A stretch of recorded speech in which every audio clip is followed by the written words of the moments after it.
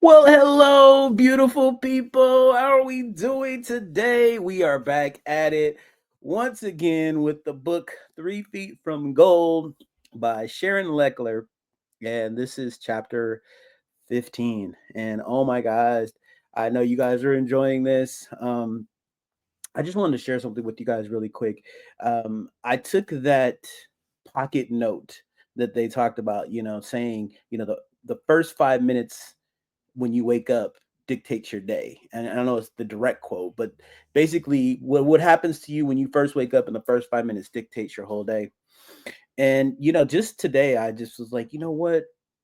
I'm gonna just be grateful and grateful for everything. Stop looking at what's not working. Just be grateful, grateful, grateful, grateful. And I feel amazing, you guys. I really do. So I just wanted to share that with you. I'm having the best day of my life, and just these are not just things as suggestion. These are universal principles that we all should be using, and the more and more we use them, the better we feel. And this is why I can get up and do this every single day with you guys, and I'm excited to share it. So let's go ahead and get right into chapter 15. We are now in the middle. Greg is in the final decisions of what he wants to do. Things hadn't been going his way, but it seems like they're starting to turn around. He's gotten his first offer, and we're still trying to figure out what's going to happen with David.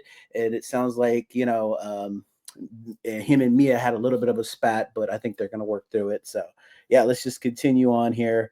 Let me just go ahead and get this set up. Here we go. Chapter 15, Association. Success requires no explanations. Failure permits no alibis. Napoleon Hill. Chapter 15. Association. When Greg rose the next morning, he dialed one of the mentors he trusted most. "Hi, Don, it's me. I spoke with our friend Charlie yesterday." Before he could finish, Green cut him off. "Yes, I got a call from him myself. What do you think?" "It makes sense," Greg said. "This project has never been about me. It's about the message. That's the most important thing. I just don't know anyone in the industry who's strong enough to give us the support we're talking about." "Thought you might say that. Let me give you a number." Just like that, in obvious anticipation of the call, Don Green had been thinking about who would be the best candidate. "Her name is Sharon Lechter. She's working with us on a few other projects in the pipeline. Give her a buzz and see if this is something she'd like to do as well. I know she can add a lot to this book." "Do I know her work?" inquired Greg, the rookie author. "I'm sure you do. She co-authored the book Rich Dad, Poor Dad and 14 other books in the Rich Dad series. Combined, I think they sold close to 27 million books all over the world.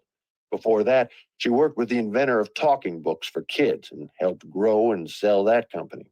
She has a lot of publishing experience, and she also credits Think and Grow Rich for inspiring much of her own success. Come to think of it, she was also recently appointed by the President of the United States to his advisory council on financial literacy." "Holy smokes, that's incredible.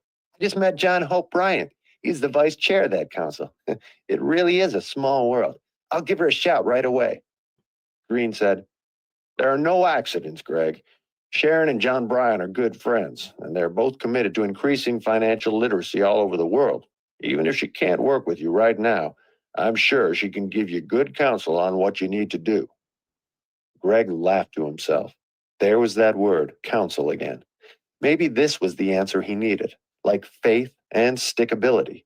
Words to live by, as someone used to say. The telephone meeting went very smoothly. Sharon seemed able to provide exactly what the book needed. She understood the situation and asked Greg to send her his unfinished draft manuscript. And then she said to him, "Don't worry, Greg. Just keep moving forward. Don has a lot of faith in you. Don't give up." After a few tense days, Greg called her to see what she thought of his work. "Well, first of all, I think you have a gold mine here," she said, then noted, pun intended, "you have rich material and a vision for what you want to accomplish. You have a bunch of great stories with wonderful advice. You need to keep the reader in mind. When you're writing, act as if you're talking to the reader. It will help the story flow better. I also think we need to tie into the original wisdom of Napoleon Hill more. These great success stories you have from today's leaders share many of the success principles he originally described in Think and Grow Rich. And these people are mostly from the same group, the same demographic. We need to mix it up a bit and add a softer tone, as well as include more diversity so the audience can experience the book, not just read it. Sharon's insights and connections started flowing quickly. She laid out a plan of action for Greg that would help him get the project back on course, offering her help freely. Then Greg popped the question, asking if she would be willing to work with him in finishing the book. Without hesitation, Sharon agreed to step in and revamp the project. We want to bring these entrepreneurs and leaders into the hearts of the readers. I have great respect for them. They focused on their missions. They put their companies and their company's customers first and didn't allow their egos to get in the way. They are real people with heartfelt advice. Readers will relate to both their wisdom and their willingness to share how they dealt with the tough times in their path to great success.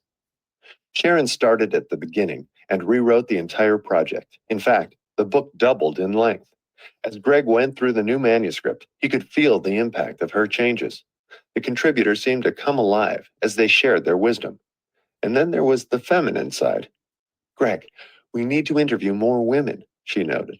Today's generation has created lots of successful women leaders, pioneers.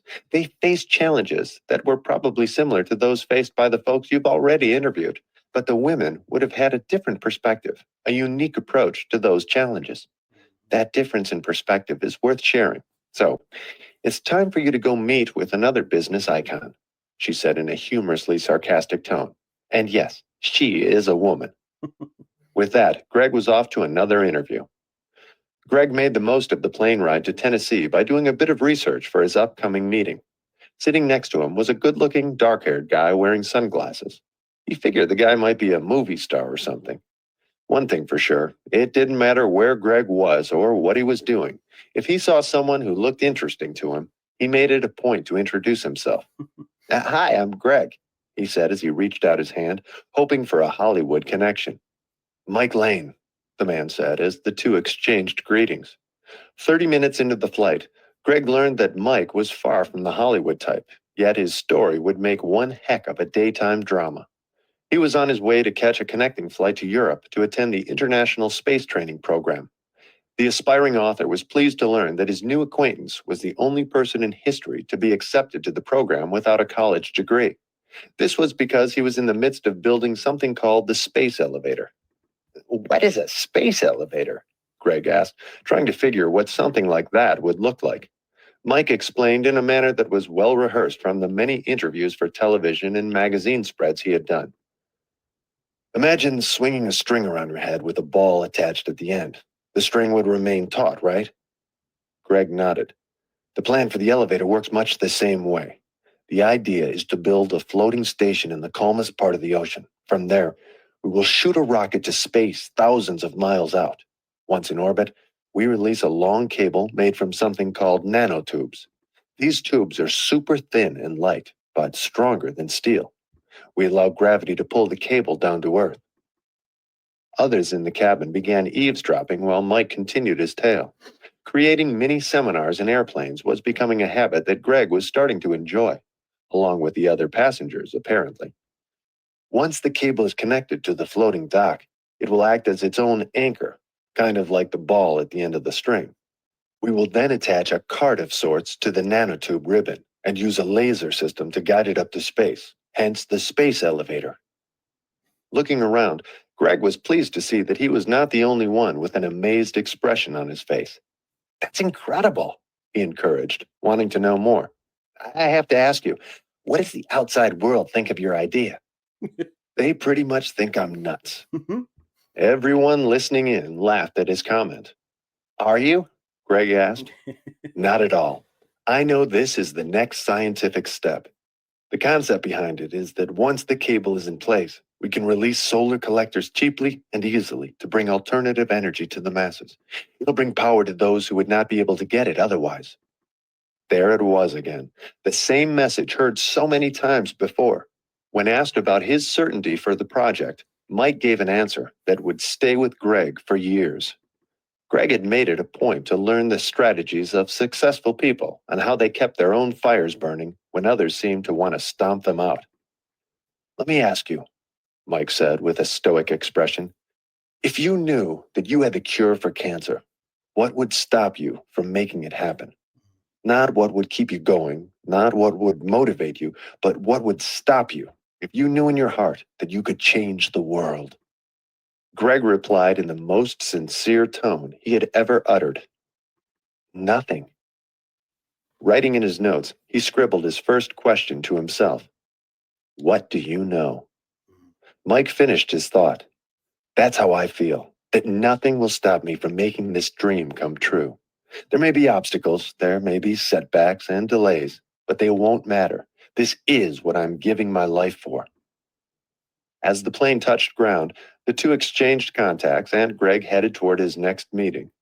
Traveling to Tennessee, many people may recall memories of Dollywood, Graceland, or the Grand Ole Opry. For Greg, the trip came from a completely different perspective that would leave an indelible mark on how he viewed success from that day forward. Shivering as he approached the Nashville hotel, he felt the cold winter breeze as it touched his cheeks.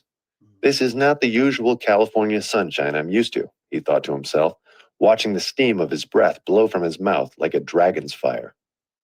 He recognized her before she could introduce herself. It was Debbie Fields, known best for creating the Mrs. Fields cookie empire. "Thanks for meeting with me," Greg said. "It's a true pleasure." He gave her a boyish welcome because his favorite chocolate chip cookies were on his mind.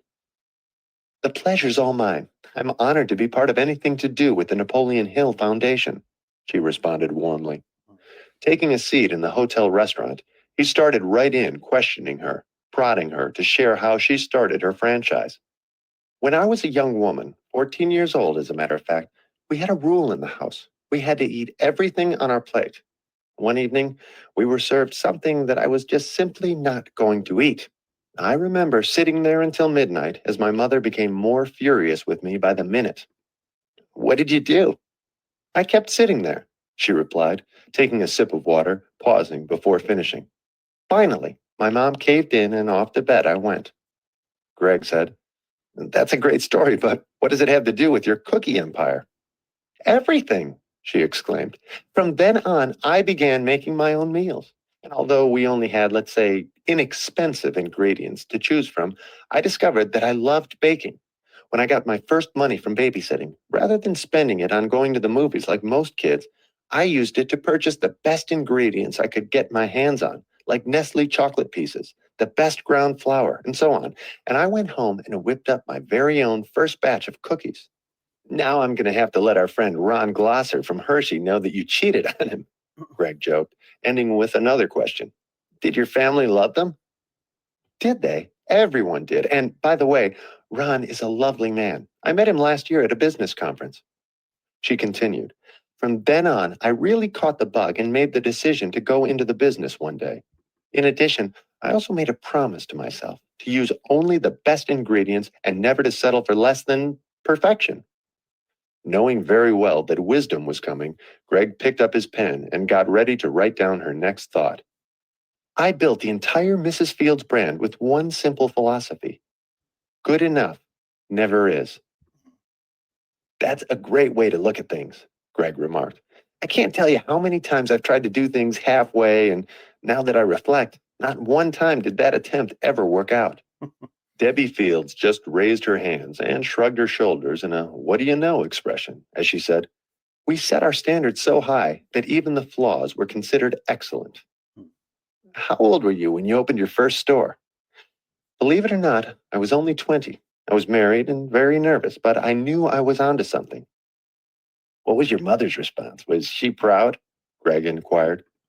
"Well, looking back now, I can definitely say that I credit her with my success. She was that supportive. The complete opposite. She told me that I would fail, that running a business would be too hard, and that I would give up and never make a success of it." Greg's eyes opened wide at the unexpected response. Debbie continued, "I used her doubt as my catalyst. Her voice rang in my ears as a constant reminder to move forward. In retrospect, she did me a tremendous favor." "That's a great way to look at things," Greg said, still a little surprised by her answer. One of Napoleon Hill's lessons came to mind. Mrs. Fields had taken adversity, her mother's lack of faith, and turned it into an advantage. Beats the alternative for sure, she replied. When you know you're doing something you love, you should never let another person stand in your way. Greg realized that, right there, in that short sentence, she had summarized why so many people seemed to fail. It wasn't that their goals were too high or that they lacked the ambition to succeed. It was that they allowed others to set their limitations. Greg remembered to scribble in the notebook. Never let other people stand in your way. Turn adversity into advantage. Turn their doubt into your catalyst. For me, she said, my mother's lack of confidence in me was all the inspiration I needed. From that day forward, I promised myself to give it 100% until I made my dream come true. Remembering that good enough, Greg finished the sentence. Never is. He then asked, by the way, why did you choose the name Mrs. Fields, especially since you were only 20 years old when you opened the first retail shop? I believed in what I was doing and wanted to let people know I stood behind my product, she answered in a direct tone. If you have something that is worthwhile, then put your name on it. More than an hour passed before they realized it. She shared story after story of the difficulties she met as she drove toward attaining her goals. Fields said that life to her was like running in quicksand. You need to constantly be moving, or you'll sink.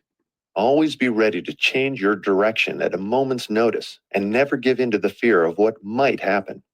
You've just got to keep on moving. Greg thought to himself, how many times have I given up at the first sight of struggle?